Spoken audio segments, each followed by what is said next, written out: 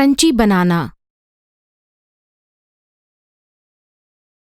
Scrunchie या elastic hair band एक कपड़े से ढका हुआ लचीला बाल बांधने की चीज़ है और बाल चेहरे से दूर करने के लिए इस्तेमाल किया जाता है। स्क्रंची कई अलग अलग आकार, रंग, कपड़े और डिज़ाइनों में उपलब्ध है। आप अपने पोशाक के बचे हुए कपड़े के टुकड़े से सुंदर और पोशाक से मेल खाते हुए स्क्रंची बना सकते हैं। इस पाठ के अंत में आप स्क्रंची बनाने के लिए आवश्यक माप पहचान पाएंगे।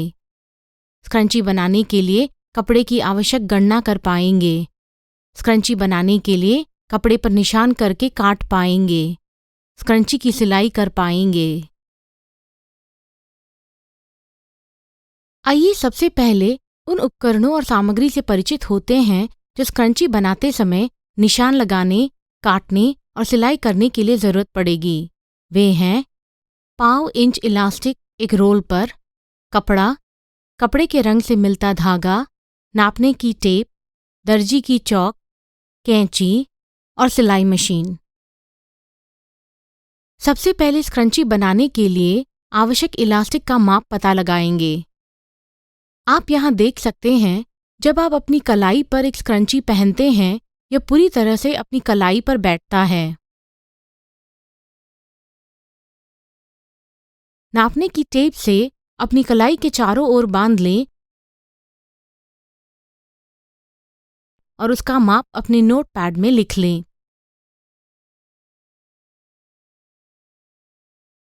यहाँ हमें कलाई की माप 6 इंच मिला। दोनों छोरों पर आधा इंच का ओवरलैप जोड़ने से हमें कुल 7 इंच का माप मिलेगा। यह इलास्टिक की आवश्यक माप होगी एक स्क्रंची बनाने के लिए। अब स्क्रंची बनाने के लिए कपड़े की आवश्यक लंबाई को निर्धारित करते हैं। स्क्रंची बनाने के लिए कपड़े की लंबाई कलाई की माप से 4 गुना होनी चाहिए, यानी कि 4 गुणा 6 इंच जो 24 इंच होता है। अब हम स्क्रंची बनाने के लिए कपड़े की चौड़ाई निर्धारित करेंगे। इसके लिए आपके पास जो पहले से ही बनी हुई स्क्रंची है, उसकी चौड़ाई का माप लेंगे। जैसे आप यहाँ देख सकते हैं कि स्क्रंची की चौड़ाई एक तरफ पे 1 इंच है और दूसरे तरफ भी 1 इंच है। अब दोनों तरफ आधे इंच का सीम अंतर जोड़ने से कुल मिलाकर 3 इंच की चौड़ाई मिलती है। अपने नोट पैड में इन सभी माप को नोट करने के लिए याद रखें। सभी माप लिखने के बाद सबसे पहले इलास्टिक को काटेंगे। माप के अनुसार 7 इंच मापें और काटें।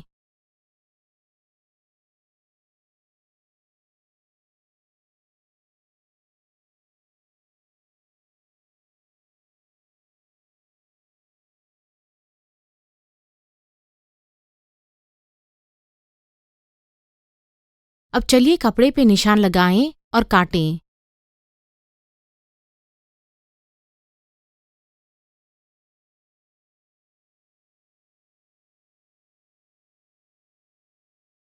पहले 24 इंच लंबाई की एक मूल रेखा माप लें और कपड़े पे निशान कर लें।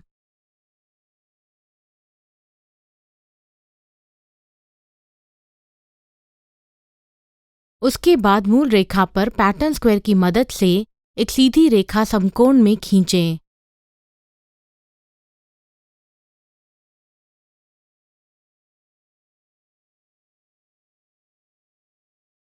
मूल रेखा की पूर्ण लंबाई के साथ दिखाए हुए तरीके से 3 इंच की चौड़ाई का निशान करें।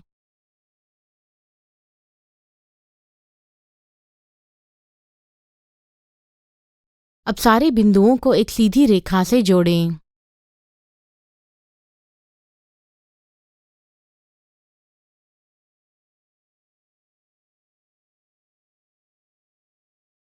और फिर निशान बनाए लकीरों से काटें।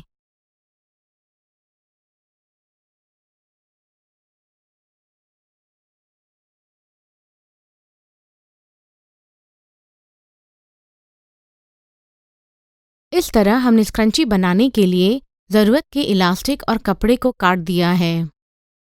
अब आइए देखें स्क्रंची की कैसे सिलाई करते हैं। अब लंबा आयत कपड़े का टुकड़ा लीजिए और उसके सीधी तरफ को एक साथ रखते हुए और कटे किनारों को एक सीध में रखते हुए उसे आधे में मोड़िए। दोनों छोरों को आधे इंच छोड़ते हुए सिलाई कीजिए एक फंदा बनाने के लिए।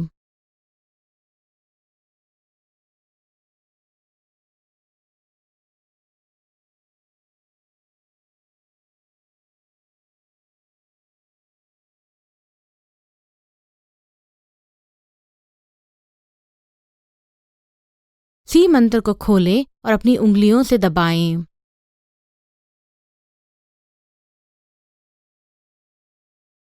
दोनों तरफ के लंबे किनारों को आधा इंच उल्टी तरफ की ओर मोड़ लें और उंगलियों से दबाएं।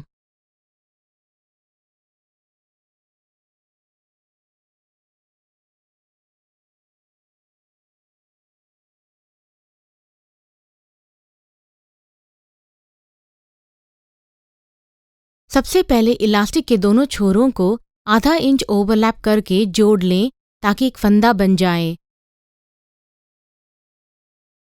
और सीधे टांके से आगे और पीछे सिलाई करें।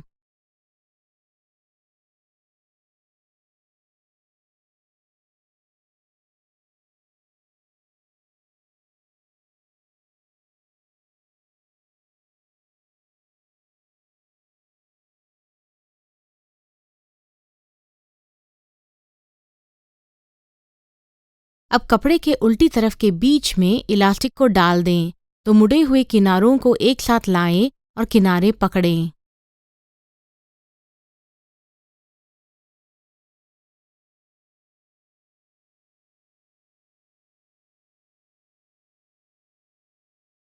सभी ओर किनारे से नज़दीक टॉप स्टिच यानी ऊपर से सिलाई करें जब तक प्रारंभिक बिंदु से 1 इंच तक न पहुँचें।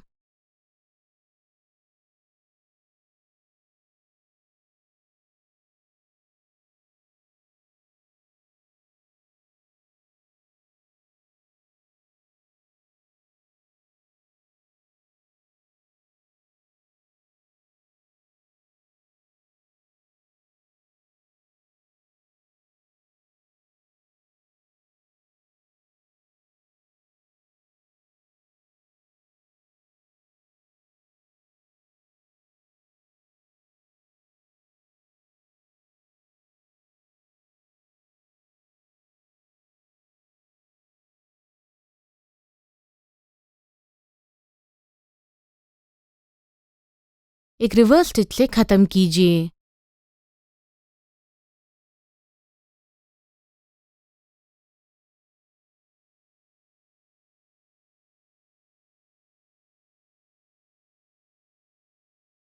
और हमारा स्क्रंची तैयार है। इस पाठ में हमने स्क्रंची बनाना सीखा। समाप्त करने से पहले आइए महत्वपूर्ण बातों को याद कर लें। कदम 1, स्क्रंची बनाने के लिए आवश्यक इलास्टिक की लंबाई की गणना करने के लिए अपनी कलाई का माप का पता लगाएं। कदम 2, आवश्यक कपड़े की लंबाई कलाई की माप से 4 गुना होनी चाहिए। कदम 3, एक उपलब्ध स्क्रंची से कपड़े की आवश्यक चौड़ाई निर्धारित करें और सी मंत्र को जोड़ते हुए कुल चौड़ाई पा लें।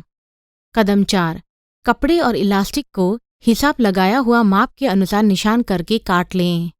कदम 5, इलास्टिक को कपड़े के फंदे के अंदर डाल के स्क्रंची को सिलें।